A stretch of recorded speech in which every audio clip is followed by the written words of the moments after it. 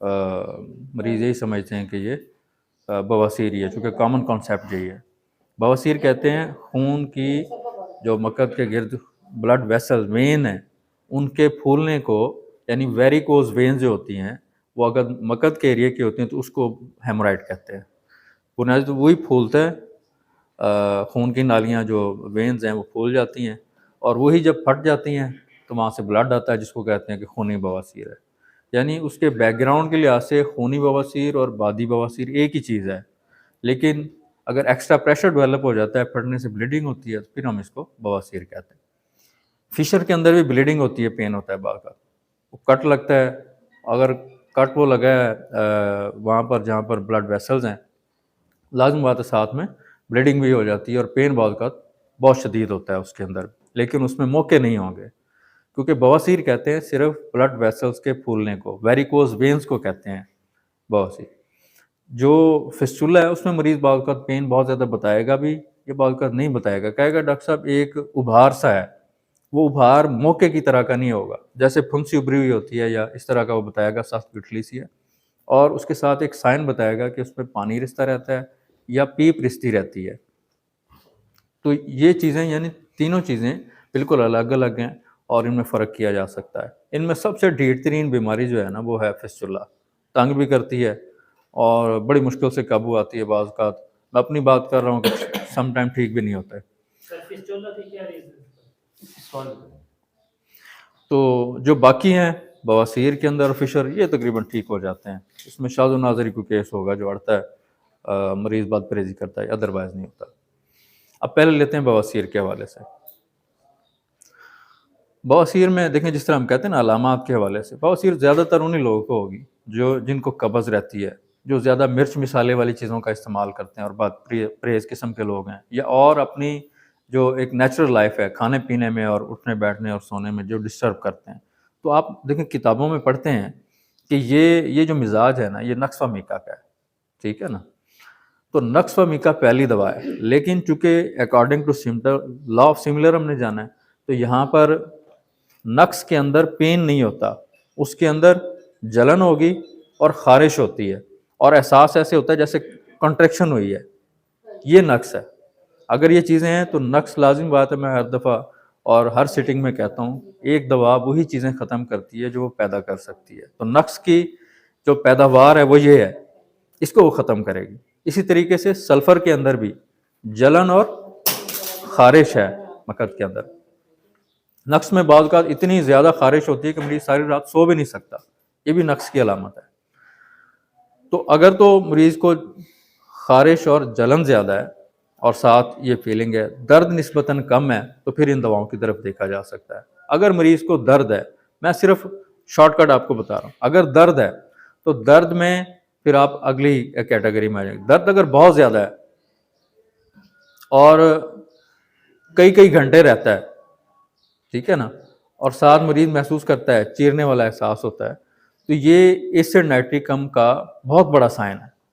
यानी उसमें पखाना नरम भी होगा ना, एक तो कब्ज़ है, आप मरीज से पूछेंगे कब्ज़ रहती है, मरीज कहता है कब्ज़ नहीं रहती। नरम पखाना भी हो तो उसके बावजूद भी तकलीफ कई कई घंटे तक रहती है और बहुत ज़्यादा तकलीफ होती है, ये एसिड नाइट्रिकम है।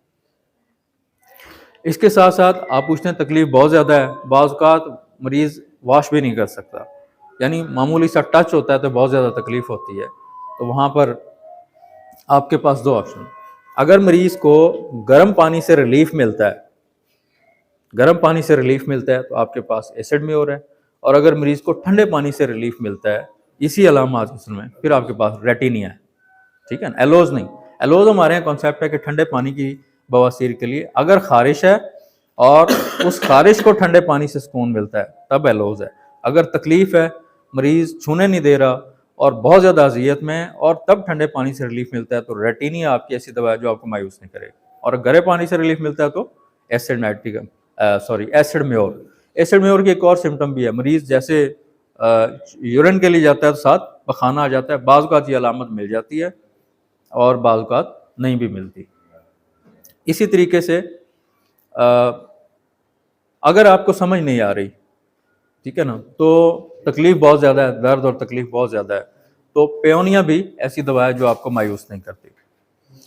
इसी तरीके से मौके हैं और मौकों के साथ कमर दर्द है तो एसिड एस्कोलिसिप को नहीं भूलना आपने, ठीक है ना, ये भी बहुत बड़ी दवा है। इसी तरीके से एक ख़ास ख़वातीन जो प्रेगनेंसी में आती है और वो कहेंगे कि हमल के दौरान जो है ना बवासीर हुई थी या आफ्टर डिलीवरी हुई थी, इनमें आपको 2 शिकायतें अक्सर मिलेगी, कमर दर्द भी मिलेगा और बवासीर भी मिलती है। तो उनकी 2 टॉप की दवाएं, एक तो एस्कोलिसिप है और दूसरी कॉलमसोनिया है।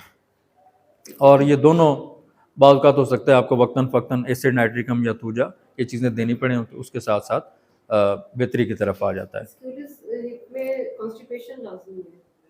नहीं समझ, कॉन्स्टिपेशन नहीं है, उसमें नहीं होती। हाँ जी, कॉलमसोनिया में जी जी हाँ जी। और बस हो गया मेरे ख्याल में बवासीर के हवाले से, और रिदम टूट गया। हाँ, अब फिशर की तरफ आप आ जाएं तो फिशर के अंदर चूँकि मरीज़ को पेन होता है सिर्फ, या सम टाइम ब्लीडिंग भी होती है। अगर कट ब्लड वेसल्स को लगती है तो ब्लीडिंग शुरू हो जाएगी, अगर नहीं है तो सिर्फ बहुत ज़्यादा शदीद दर्द होता है। वहाँ हमारी सरफ़हरिस्त दवाओं में से वहाँ भी एसिड नाइट्रिकम है, चूँकि उसमें भी आप देखेंगे कि आप इसकी अलामत देखेंगे ना कि जिस्म से खुलने वाले सुराख पर कट पड़ जाते हैं, और जिस्म से खुलने वाले सुराख नाक है, कान है, ठीक है ना, जितने, तो वहाँ पर अगर रेड हो जाए तो वो सल्फ़र है, और अगर कट पड़ जाए तो एसिड नाइट्रिकम है। तो चूँकि ये भी जिस्म का बैरूनी हिस्सा खुलने वाला आखिरी जगह पर होता है, तो वहाँ पर ये एसिड नाइट्रिकम बहुत बड़ी दवा है। इसके अलावा वो तकरीबन कभी कभी होता है, अगर ये दवाएं काम ना करें तो उनमें ग्रेफाइटस की तरफ भी देख सकते हैं, पेट्रोलियम की तरफ भी देख सकते हैं आप, अदरवाइज ये आपको दवा मायूस नहीं करेगी। एक मरीज़ ऐसा होगा जिसको ब्लीडिंग होती है और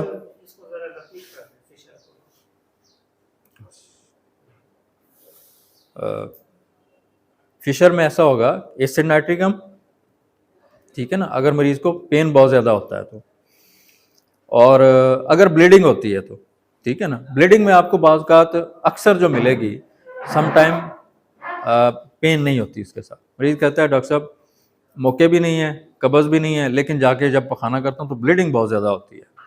तो उसमें हम पहले लेक्सिस की तरफ जाते थे, फास्फोरस की तरफ जाते थे, और अक्सर काम करती थी, बाज़ नहीं भी होती थी। लेकिन एक दवा वो हमने एक किताब हमें गिफ्ट की थी एक डॉक्टर साहब ने, क्या नाम था उनका, हाँ जवेद साहब ने दी थी, नाम मुश्किल सा है उसके मुसन्निफ का। उसमें एक दवा लिखी थी सैंगोनेरिया। सैंगोनेरिया हमने 30 में इस प्रॉब्लम के लिए दी। मेरे ख्याल में शायद कोई केस होगा डॉक्टर साहब जो रुका हो, मकद की ब्लीडिंग के अंदर सैंगोनेरिया 30 में बार बार रिपीट करें, शायद ही फेल होती होगी। तो इसके बाद फिस्टुला के ऊपर, फिस्टुला चूँकि एक डीप होता है, गहरा, जैसे नाली की तरह का जख्म होता है, और चूँकि जिस तरह ये शाखें बनती हैं ना, बाल का सीधा होता है, बाल का उसकी शाखें बनी होती हैं सीधा, तो इस वजह से इसको साफ़ भी नहीं किया जा सकता। इसको किसी किस्म की एंटीसेप्टिक और इस किस्म की दवाएं जो जरासीम कुछ होती हैं वो भी नहीं लगाई जा सकती, क्योंकि ऊपर ऊपर तक उसकी अप्रोच होगी, नीचे होती नहीं है। तो इस वजह से ये इतना जल्दी जो है वो ठीक नहीं होता। इसकी सर्जरी भी इसलिए मुश्किल होती है कि बाज़ औक़ात ये पूरी सर्जरी कर भी दी जाए, लेकिन साइड की जो चीज़ें बाज़ औक़ात बच जाती हैं, वहाँ से फिर इन्फेक्शन फैलना शुरू हो जाती है। तो दवाएं जो ज़्यादातर काम की हैं, जिसमें केस कुछ क्योर हुए हैं, वो मैं आपके साथ शेयर करता हूँ। इसके ऊपर मैं कहूँ कि 100% श्योर होकर सारे केस सही तरीके से काबू में आ जाते हैं, मैं वो नहीं कह रहा। लेकिन जो काबू में आए हैं, जिनसे बेहतरी हुई है, उनमें एक तो आप 2 तरह क्राइटेरिया बना लें। मरीज़ से पूछे गर्मी लगती है या सर्दी लगती है। अगर गर्मी की तरफ उसका रुझान है, गर्मी ज़्यादा महसूस करता है तो एसिड फ्लोर, मरीज़ ठंडक की तरफ है तो सिलेशिया। और दूसरा इसमें जो मियाज़मेटिक दवाएं, उसमें सिफ्लिनम और ट्यूबरक्लिनम, बेसिलिनम, वक्तन फ़क्तन अगर पस आ रही है तो बेसिलिनम देंगे। पानी रिस रहा है तो उसमें चिपचिपा सा होता है तो ग्रेफाइटिस का साइन है तो ग्रेफाइटिस भी साथ आप इसमें दे सकते हैं। और अगर कैलेंडोला 30, कैलेंडोला के बारे में मैंने पढ़ा था कि उसमें उन्होंने लिखा था कि ये सिर्फ पुराने ज़ख्मों को ठीक नहीं, यानी उसकी इन्फेक्शन को ख़त्म नहीं करती, बल्कि जो गोश्त गल गया होता है, ठीक है ना, उसके गोश्त के नए सेल को जनरेट भी करती है और दोबारा रिकवर भी करती है। तो इसलिए यहाँ पर भी अगर आप इस कैलेंडोला को भी साथ दें तो इसमें बहुत सारी हेल्प मिल जाती है। इस तरीके बवासीर के हवाले से जितनी बातें की है उसमें आप मियाज़मेटिक दवाओं को ज़रूर देखेंगे, जिसमें थूजा सर फहरिस्त है। और थूजा की ख़ास साइन है जो आप देखेंगे, उसमें आपको कभी मायूस नहीं करेगी, वो ये है कि मरीज़ को बैठने से तकलीफ़ होती है। थूजा का सबसे बड़ा साइन है। यानी बवासीर मरीज़ का चलते फिरता रहूँ कुछ नहीं होता, लेटते हुए कुछ नहीं होता, बैठ नहीं सकता, बैठते हुए ज़्यादा तकलीफ़ होती है। ये थूजा का साइन है। तो मुख्तसर ये है, बाकी डॉक्टर साहब